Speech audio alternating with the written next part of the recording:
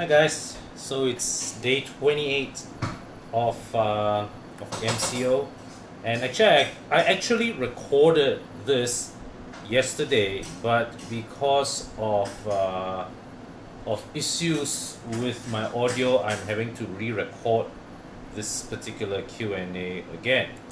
All right, so without wasting time, okay, first let me address one thing. The the comments on my interview with Thomas, the owner of the Lamborghini who crashed into the Viva. Personally, to sum up, right, my view of the incident is based on facts available to me. I would say that there is no doubt the responsibility of the whole incident lies squarely on the shoulder of the Lamborghini driver. So I mean, there are some who say that what they have done to in compensating the Viva owner does not negate the fact that the Lambo was being driven recklessly, and that they were very lucky that there was nobody sitting at the back of the Myvi, and which is true. All right, we are not. I don't think on Thomas's part when I spoke to him, right, I don't think he denies any of these. Okay, he accepts all these this facts. Okay, and at the end of the day, right, just remember that every accident that we get ourselves into, and that nobody was killed or nobody was hurt, we were lucky at that time too. So and in this case, fortune smiled on Thomas's partner, whereby his mistake, he will not be haunted by causing death or injury to someone in his miscalculated miscalculated driving maneuver. So yeah, I do think that Thomas's partner should be very grateful that that fortune smiled on him. Nobody died. That he had the opportunity to make amends. But it's good also that amends were indeed made. And as I record this, I understand that the lady, the single mother who who has 3 kids to feed, has indeed received her car, because Thomas was putting the car through sent the car for a service, changed new tires, did a sticker job on the car, that promotes her online fashion business. Yeah, so besides selling home cooked food, this lady also has an online fashion business selling clothes. So somebody commented that maybe I should do an interview with her, and I've asked Thomas to hook me up with the lady, but I have not heard from him yet. Maybe I'll prompt him again later. All right. So yeah, would love to hear her side of the story, but I think at the end of the day, yeah, I think let us all be thankful that nobody was hurt, and that Thomas and his partner did the right thing, and I would say a step beyond the right thing by doing what they can to right what went wrong. I think we should all just be happy that that this, what could have really spiraled into a massive disaster, was able to resolve into a happy ending. All right, so let me jump straight into some comments. Jalil Mamat commented on my Q8 review which was filmed in Bahasa. Bagus guna BM. Terima kasih bro. And this is a comment on my GLC Coupe CKD launch from last year. Are Mansha Norsa. Murah dari BMW X6. Cun pun cun, ada rezeki mau angkat satu. Okay, saya doakan semoga dipermudahkan untuk anda. Tapi nak betulkan sedikit, GLC ni dia memang murah daripada X6. Kenapa? Sebab model ini adalah segmen lebih rendah daripada X6. Ia sebenarnya model yang setaraf dengan BMW X4, okay, iaitu ianya menggunakan chassis dari segmen C-Class, manakala X6 ni menggunakan chassis dari segmen E-Class dan 5 Series. Perumpamaan ini adalah macam kita bandingkan antara Toyota Vios dengan Honda Civic. Ianya kedua-dua produk ni dari segmen yang berbeza sama sekali. Okay, so somebody commented, Darren Fihili, why your sensors have different sound? Okay, this is from my video yesterday on when I went to buy stuff to donate to needy families. Okay, so he's referring to the proximity sensors of my E39, and yes, the front and rear parking sensors generate different sounds, so that we know that which whether is it the front sensors being triggered or the rear sensors being triggered. Gary Ma commented on my yesterday's video. I like your pragmatic view on charity. It's true, people do it for different reasons. As long as the people in need of help truly get it, that's the most important thing. Yes, absolutely, right? So it doesn't matter whether you're doing this for out of your heart, or for good karma, or you want to get good publicity, whatever. Go ahead and do it.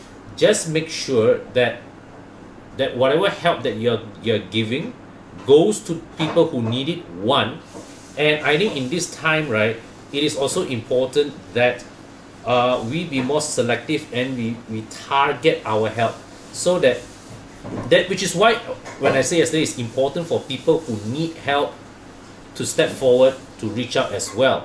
Because what we want is, we want to ensure that just the right amount of help go to just the right amount of people, to ensure that there's no wastage. Because we don't want people to be suddenly a family to be flooded with like 10 loaves of bread that will expire in 5 days. That does not make sense. Also, that's just leading to wastage. Okay, so yeah, that's one. And also lastly, as we help people, do be sure to practice good social distancing etiquette with the people receiving our help. Okay, there is no need for the group photo of you handing the bag over to the single lady. All no need. Just put the barang down in front of people's gate, call her, ask them to send their family member out to take the thing and go back in. That's it. Okay, so Ryan Shakespeare, Civic TCP with sway bar, soundproofing, upgraded car audio and performance tires, is it better than a 320i F30? Looking at both refinement, reliability and occasionally spirited driving. Now, these three qualities, refinement, reliability and spirited driving, if you look at base to base setup to base setup, the 320i F30 is better than the Civic on all these counts. Okay, even to what I hear about reliability. Now, when you add sway bar, when you add soundproofing, when you add upgraded car audio and performance tires, honestly, I'm not an audio guy, so I don't see what audio does. But do be certain that when you do your car audio upgrade, be sure to send it to a shop that knows its stuff. Because when you upgrade your car audio, especially when you boost your amps, right?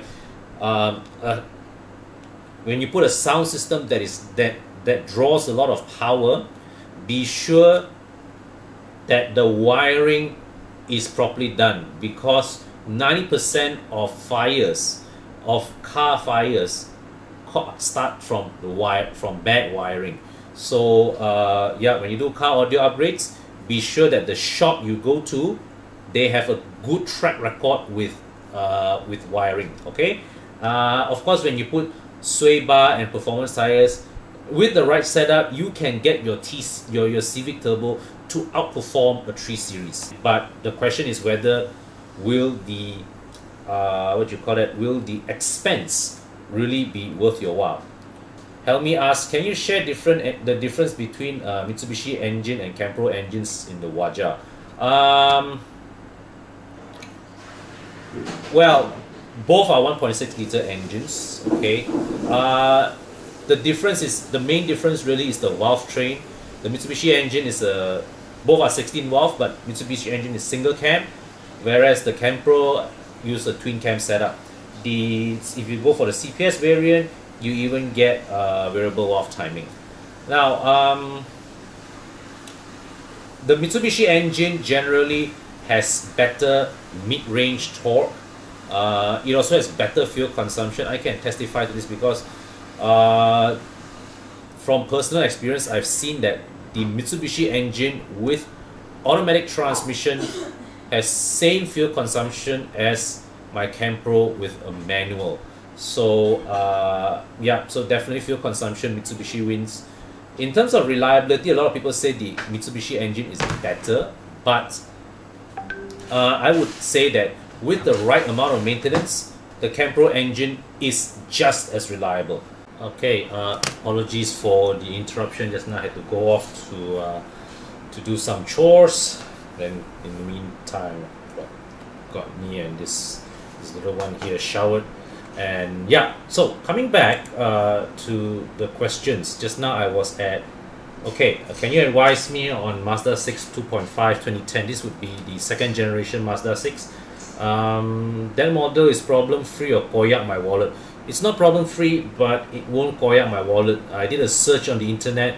It would seem that the most severe issue I've come across is melting dashboard, then also what you call it, a bit more severe vibrations and all that, which I believe can be solved by, you know, changing all your bushes and all your bearings, and the car should feel a lot better. But generally, this car does not have the kind of issues that will leave you stranded in the workshop for days or weeks or months. All right. Ali was asking me if you can get the number for John's what you call it, the phone number and address of John, the guy who repaired the ABS module on my Waja. Okay, I'll just copy and paste his phone number here. He's based in Cheras, so I'm guessing you either have to self-remove the ABS module and send it to him, or you have to just wait for after the MCO to get this done. Okay. Next video. Edward Chan, my budget 130 to 140k, fun to drive and reliable. Honda Civic versus Mazda 3 sedan, which to go for? Assuming you're talking about brand new, right? Mazda 3 has a more, both of them are reliable. Okay, both are reliable. Fun to drive, I would say the Mazda 3 does a bit better. The chassis of the Mazda 3 is just better fine-tuned. The refinement also is better in the Mazda 3. But the thing is that at your budget, you are restricted to just getting the Mazda 3 1.5, which not underpowered in my books, but certainly rather under-equipped. No rear aircon vents, no keyless entry, a bit susah lah. When you consider that the Civic for about 135k offers you all the features that you need, all right, and more power at a slightly lower price, it is a difficult car to argue against. And plus the fact the Civic also happens to be a more spacious and more practical car. So I would say the Mazda 3 has a nicer chassis, more natural feeling. But the thing is that the talents, and also far better interior build quality, but the dynamic talents of the Mazda 3 in areas which the Mazda 3 is superior to the Honda Civic are things that are very subtle and very fine that not every driver will be able to appreciate. Queenie!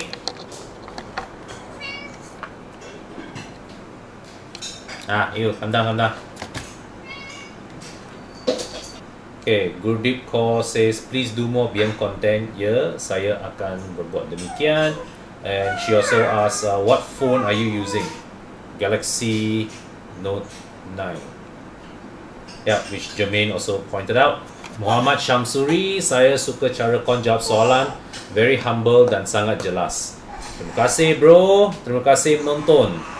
From Joey, Thanks, Con, for answering my question on good chassis. Sorry for another question. Whenever you guys mention car handling, do you guys refer to the predictability of the car or the way the car corners? Because I read from the internet, some says predictability, some says the way the car corners. So I'm quite confused. Some also say if the car corners without understeer, it means the car have very good tires, which mean good road holding. So I was always left confused. What does handling really refers to then? Both the criteria that you mentioned, okay, predictability and the way a car corners, both are important metrics in assessing good handling of a car. Okay, so you want a car to corner well. You also want a car that is predictable in the way it responds to your inputs, the way it responds to your steering input, your throttle input, your braking.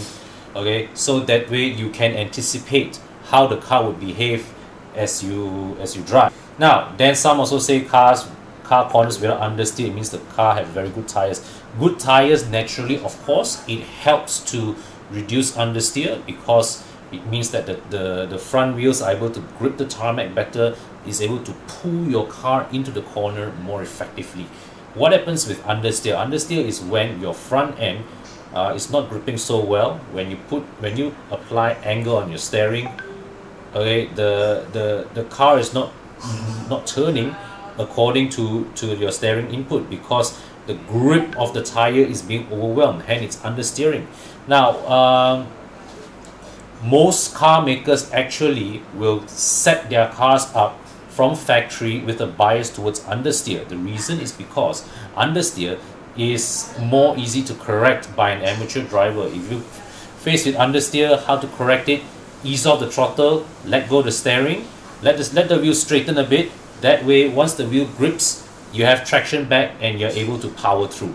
Okay, so it's a more natural reaction for most amateur drivers, all right, most average drivers, and it's the safer setup. So yeah, that's what understeer is not necessarily a bad thing.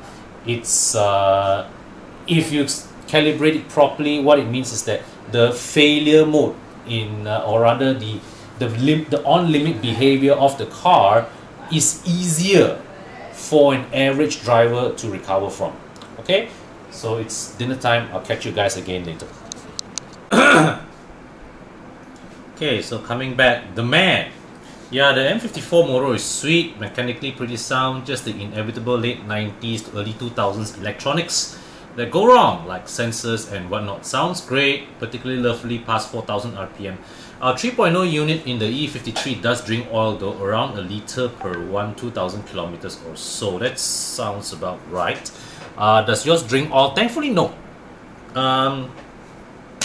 Like last year when we drove up to Evo Enduro, yeah, the engine never drank a sip of oil. So I went there, full oil, came back, full oil. There was one occasion I remember I lost a liter of oil, but it was just a one-off and that was it. So 1 liter per 1,000 kilometer or so, it's pretty common for an M54. But since you're driving a 3 liter unit, I want to ask, does yours have you experienced problems with your oil pump before? Let me know in the comment section, okay? I'll be back. Okay, Ping Seong Hee was wondering about your latest feedback regarding the suspension you did for the E39 at Rival Auto after a period of time with it. So far, 1.5 years from the rebuild, the suspension is still holding up. Okay, it's the handling and the ride comfort is still good. So in that sense, in terms of the longevity of the rebuild, I have no complaints. But personally, I would have preferred they not lower my front end too much. Really, I would have preferred to maintain a stock ride height. The rebuild actually lowered the front ride height for me, which yeah, not that big a fan of that. And the other thing is the reinstallation, okay, of the rear trim pieces, because with the E39, right, to access the rear absorbers, you need to take out the rear seats, you need to take out the C-pillar trim covers, you need to take out the what's that, the rear parcel shelf. So their reinstallation of the rear parcel shelf was not entirely satisfactory. It hinders the operation of my powered sunshade. It also the rear headrests also don't seem to be sitting properly in the seat. So yeah, but the suspension build itself is fine, but it is the removing of the trim pieces and the reinstallation of it that I think I hope they have improved since my last visit from them to them. Okay. LB, I'm the stage 3 Civic owner. Thanks for reply. Would like to know if there's any major issue for the A45 facelift and 7.5 generation Golf R gearbox problem, and which car is more reliable. Thanks. To answer your first question, right, gearbox problem for the Golf R, you don't have to worry about it. Usually Volkswagen DSG issues affect cars of the lower grades. If you talk about the Golf R, practically non-existent. GTI's very minimal case. It's the TSI one that usually will kena. Okay, no major issue that I know of these two cars. They are both more or less the same level in terms of reliability, but do be mindful that these are high performance cars. So don't skim on wear and tear part. All right, don't skim on maintenance. Follow the maintenance, the prescribed maintenance cycles, and actually, if possible, right, be even more conservative.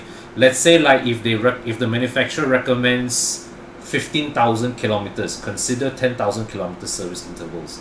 Okay, that way your car will be pretty well preserved and will give you generally reliable levels of service.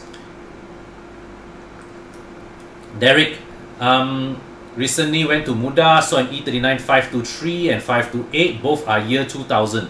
This would be the M52 TU double one-off engines. In terms of maintenance costs and replacement of spare parts, same or different for the 523 and 528? I know the cost of road tax is higher, but I'm curious about the maintenance of these two engines of the E39. The 523 and 528, okay, both these engines actually are built on the same block.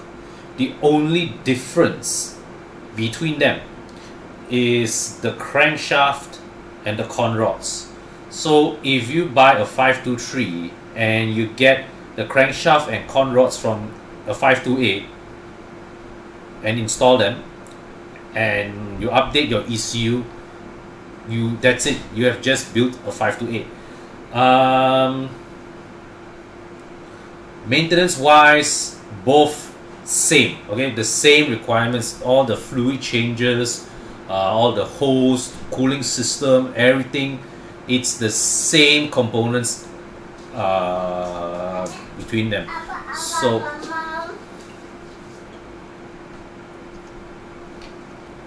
So whether it is the 523 or the 538, you're looking at more or less the same maintenance.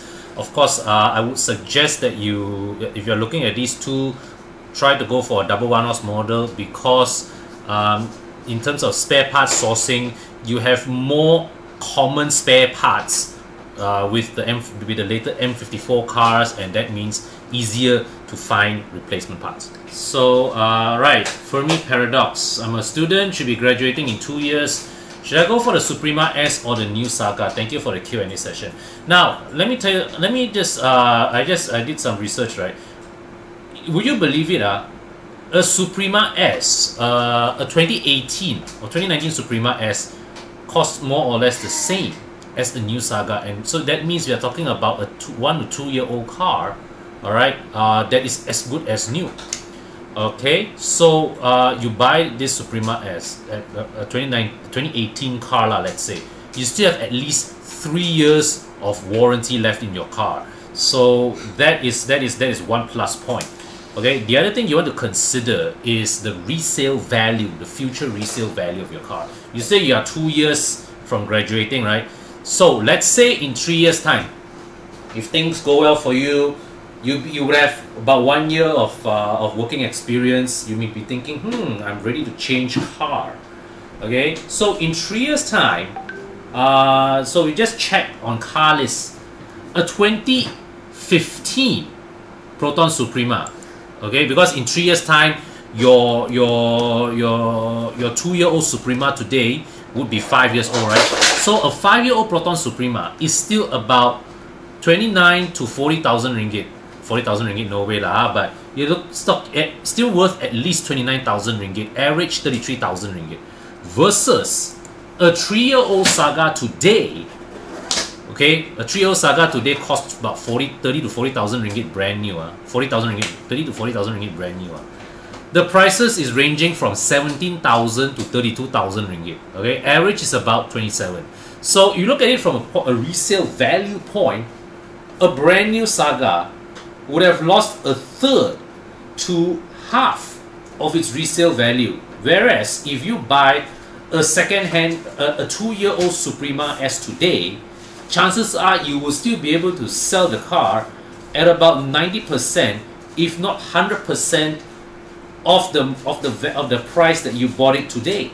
Okay, so, and the fact is the car still have 3 years warranty, means that after 3 years, whatever you are pretty free from worrying about major repairs to the car.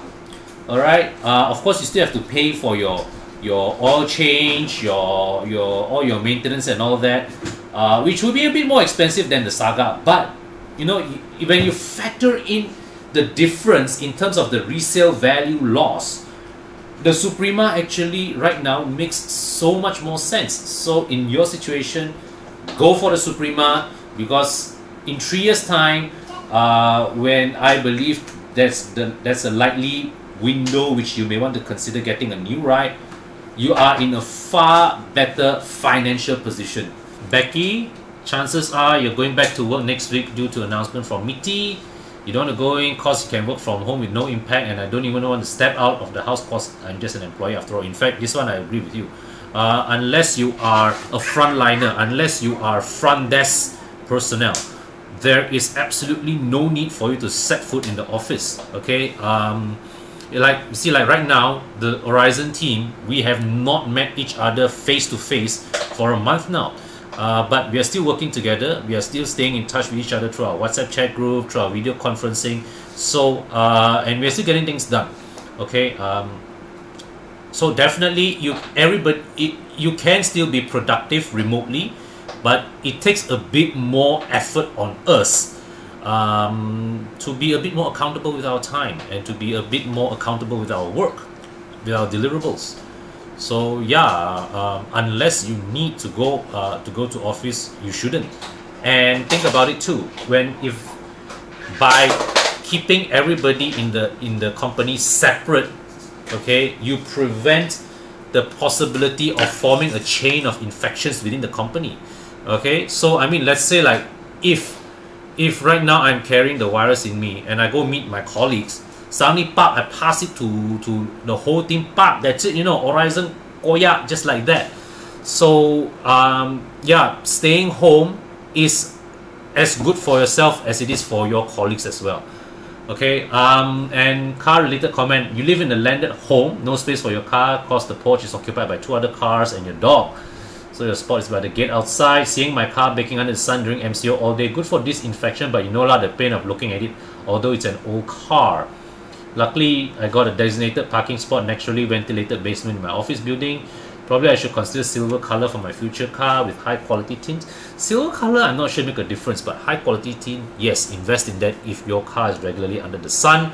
But here's a suggestion for you. If you sakit hati with your car parked under the sun, right?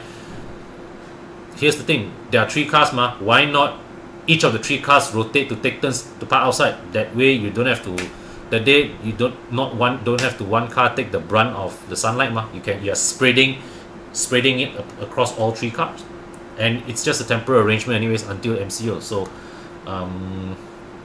do consider that. Okay, and let's see, KCH Rider, I own a Wajah Campro manual just like yours and it's already 13 years old. Have you experienced every time when you turn the steering it will start to sound heavy? Steering oil level is fine, no leaking.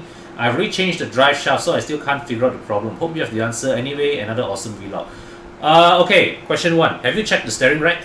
2. Check the steering pump. Because 2 years ago, my Wajah, I can't remember the exact symptoms. It wasn't, but I think there was sound. It was generating sounds. So okay, there's another video. So there's another video of this, I think. Yes. Replying to your comment now. Okay. Okay, it could be a power steering pump issue. William Young. Hi Con, I'm currently looking for E93 series, and I filter down model to N52 2.5 petrol or N47 2.0 diesel. Which should I pick in terms of powertrain reliability with budget of a new Almera? The E93 series is not. You don't need the budget of a new Almera. You can get one for considerably less. Okay, for 38,000 ringgit that day I saw a 323i listed on Carly's 2011 car, and yeah, that's the one with the N52 2.5 petrol engine. So between all the E90 variants, right, my pick would really be the 323. Why? Because the N47 diesel is nice. I'll happily go for it if you're talking about the F30. But in the E90, the N47 diesel is paired with it's fitted together with in an M Sport chassis, and the M Sport chassis of the E90 is, to me, very harsh. Not very friendly for day-to-day usage. So it's a great engine, but I don't recommend it in the E90. In fact, for the E90, I recommend that you go for the 323. It's detuned. Okay, the 2.5 is detuned here in the 323, but it's very smooth. It still gives you enough power for the E90's relatively small body. So yeah, great performance, and you've got good ride comfort. Of course, the only thing is with the E90, the steering is really heavy. But in terms of handling, it's amongst modern BMWs, right? Still one of the best. Okay, so yeah, Fermi's question on the Suprima S or the Saga appears here again. I've answered that. Jermaine Liu, if you let go of the Waja later on, will you consider doing a manual conversion to your E39? I did think about it. Okay, the cost is about 78,000 ringgit, and what you need to change is you need to change not just the gearbox, you need to add a new pedal box, you need to add clutch pump, and also the hoses, the clutch hoses. You also will need to, you probably want to change the diff, the rear diff, because the final drive ratio is different between the manual and automatic. You also will need to change the long shaft because the length of the automatic and manual transmission is different. Okay, so the different long shaft, okay, you need so the distance between the transmission to the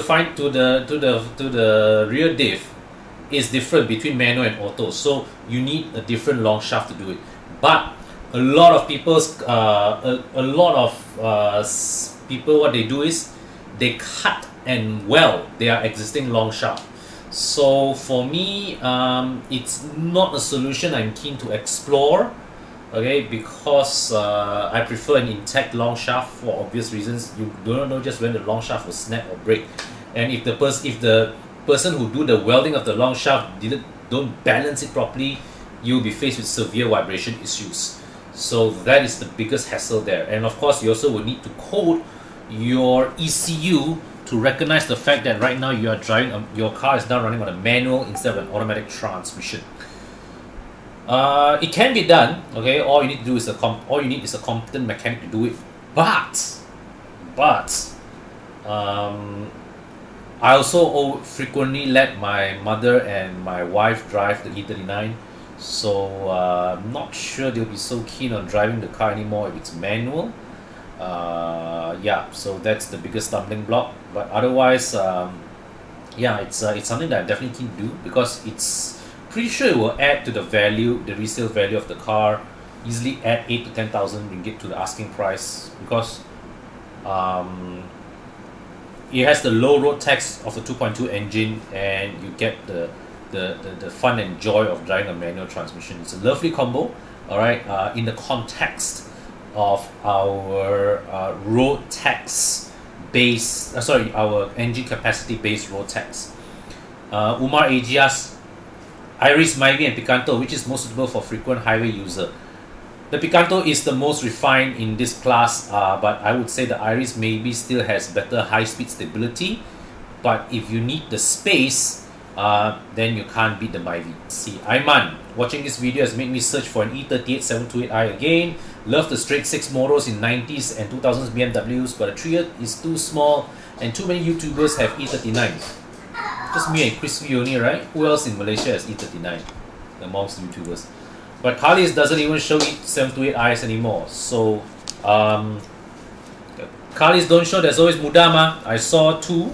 Okay, there's a 30,000 ringgit car, looks like it's roadworthy, and there's another 15,000 ringgit car which looks like it needs another 15,000 ringgit of work.